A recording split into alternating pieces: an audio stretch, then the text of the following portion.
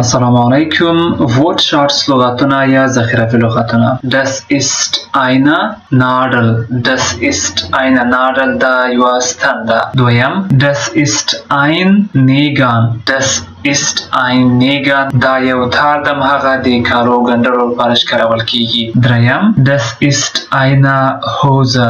Das ist eine Hose دا یو پتلون ده.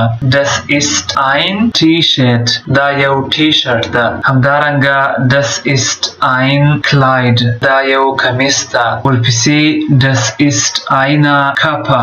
Das ist eine Kappe دا یو کیپ خولۍ ده. همدارنګه Das ist ein Mantel.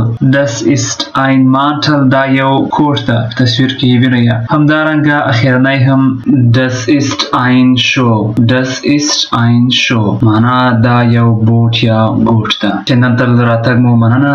د نورو درسونو